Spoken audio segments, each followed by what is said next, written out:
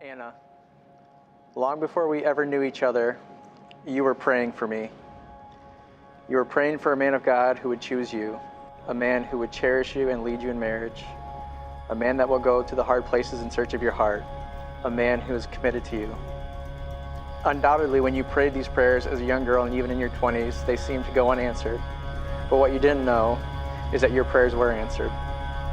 They were laying the foundation of your future husband, his character being refined, his commitment to God being forged, and his readiness for you being built.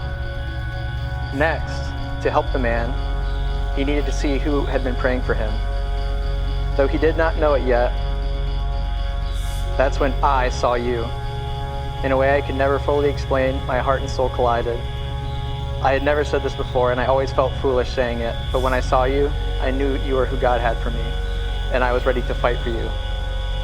And fight I did, and prayed, and fought, and prayed, and cried, and prayed, until God told me it was time to let you go. It was the hardest thing.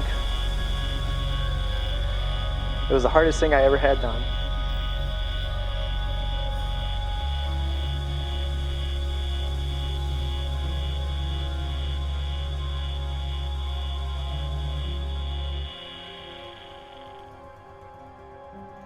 If you don't know, the last few years, like Pastor Justin talked about in the ceremony, it's been a battle. I just keep thinking about back to that, and I just keep thinking about how God was in it all. He was in your pursuit. He was in your sadness. He was in your frustration. He was there when you waited. He was there when you let her go. And now he's here, smiling down on his amazing plan to bring you and Anna together. It took time after time after time of giving you up, of trusting God and failing, of falling short in my own strength. But what I didn't know was that that was the final ingredient.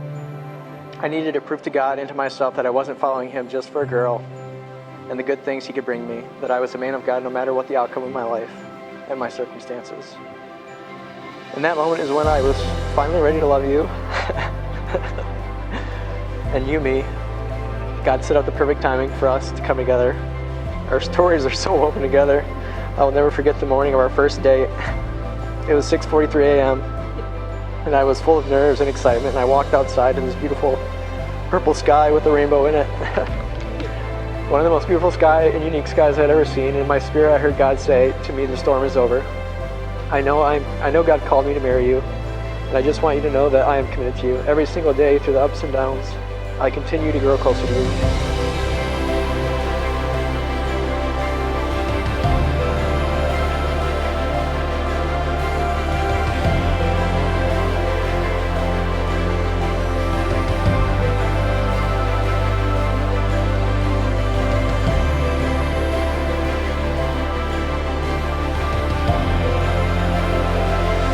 Michael Carson Ganser, I'm so thankful that your steadfast patience and trust in the Lord brought us to this moment today.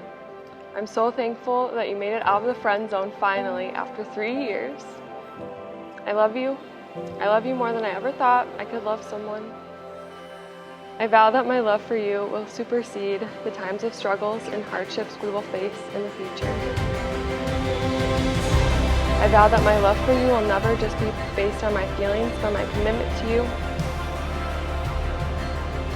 And I promise that my love for you will grow. In spite of our differences with needing to watch a movie all the way through, wanting to put hot sauce in everything, and when I drive with my gas tank on E. I vow to have grace and forgiveness, to never walk away from a fight or to put you down. I vow to always try and be honoring to you as my husband, to never speak ill of you or demean you.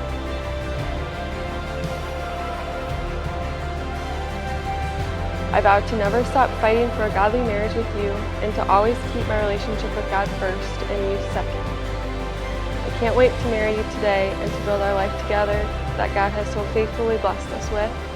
Thank you for choosing to love me, and I'm so excited to become your wife.